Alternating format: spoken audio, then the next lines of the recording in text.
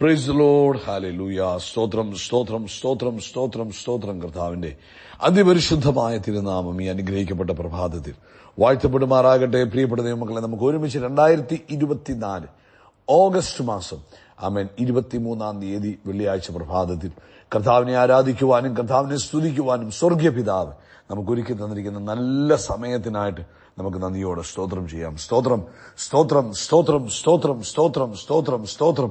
കഴിഞ്ഞ പകൽക്കാലം മുഴുവൻ നമ്മുടെ കർത്താവ് നമ്മളെ കാത്തു പരിപാലിച്ചില്ലേ?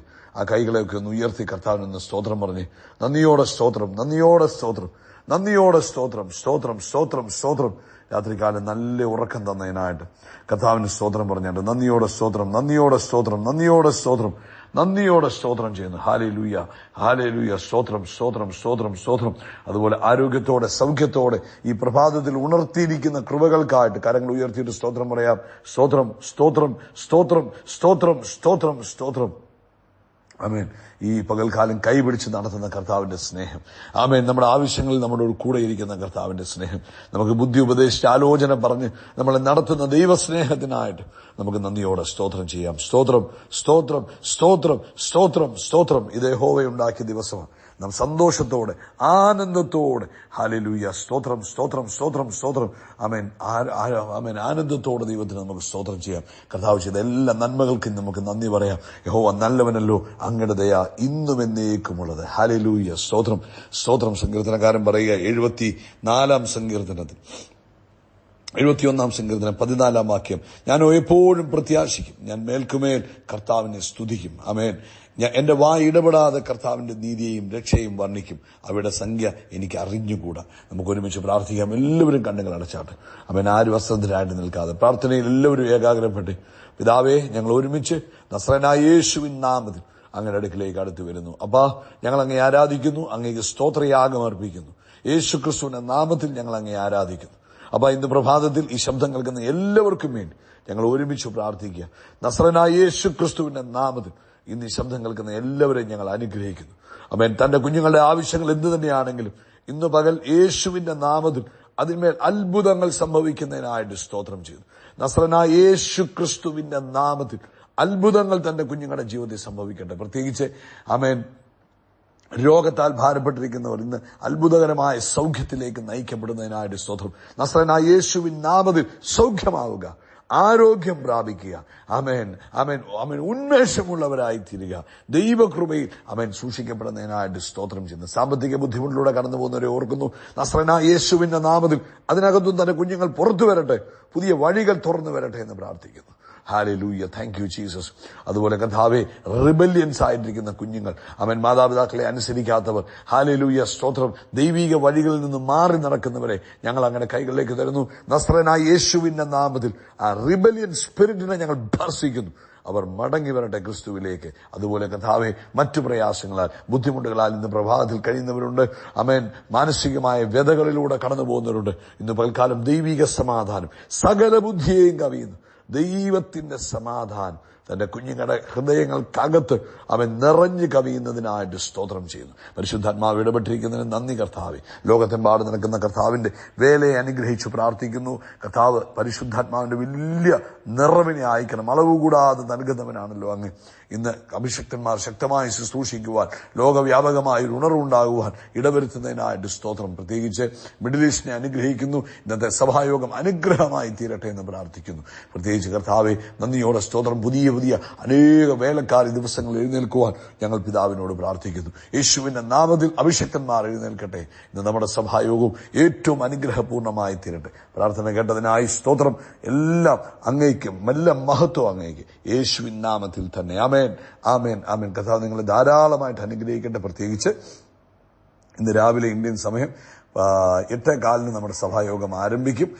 എല്ലാവരും പ്രാർത്ഥിക്കണം, എല്ലാവരും പങ്കെടുക്കണം. ആരും തന്നെ മിസ് ചെയ്യില്ലേ. കർത്താവ് നിങ്ങളെ ധാരാളമായിട്ട് അനുഗ്രഹിക്കുമാറാകട്ടെ. ശ്രദ്ധിക്കാം. കർത്താവിന്റെ വചനത്തിലേക്ക് നമുക്ക് വേഗത്തിൽ ധ്യാനിക്കാം. സദൃശ്യവാക്യങ്ങൾ 19-ാം അധ്യായത്തിന്റെ 2-ാമത്തെ വാക്യമാണ് ഇന്ന് ഓർപ്പിക്കുന്നത്. Proverbs chapter 19:2. പരിജ്ഞാനമില്ലാത്ത മനസ്സ് നന്നല്ല, തത്രപ്പെട്ട് കാൽ വെക്കുന്നവനോ പിഴച്ചു പോകുന്നു. ഈ രണ്ട് കാര്യങ്ങൾ. ആമേൻ, ആമേൻ. അപ്പൊ അത് അറിവില്ലാത്ത മനസ്സ് നന്നല്ല. അപ്പൊ അറിവ് സമ്പാദിക്കണം. എന്തറിവാ നമുക്ക് വേണ്ടത്? ദൈവിക അറിവുകളെ സമ്പാദിക്കണം.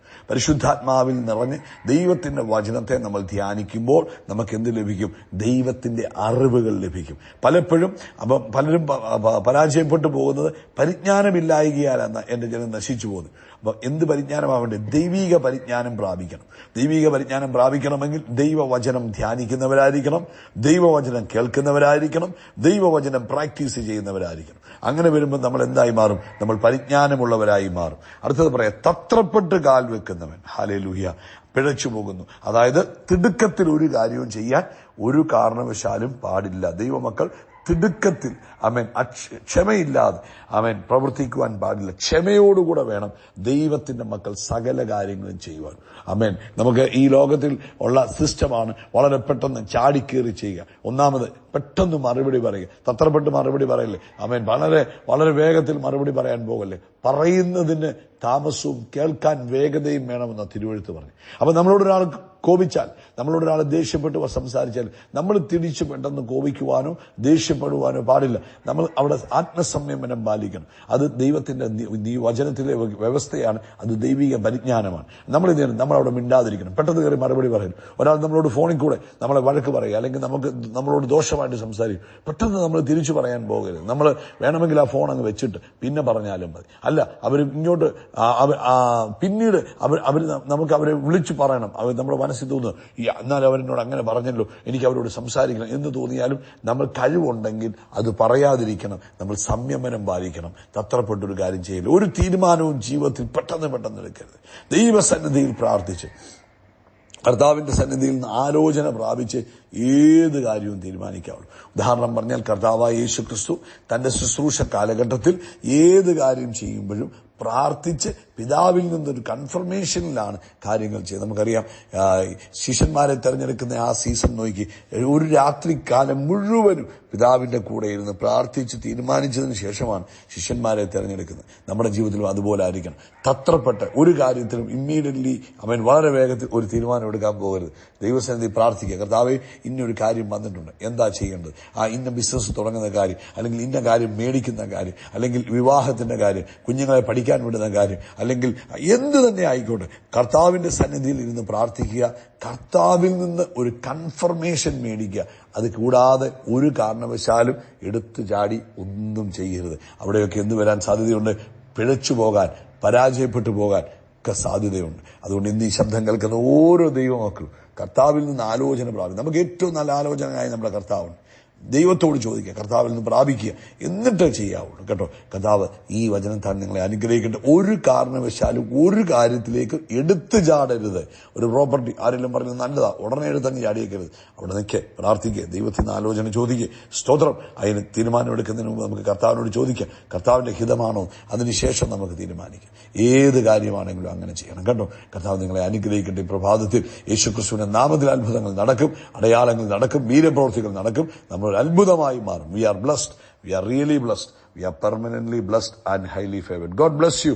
God bless you. God bless you.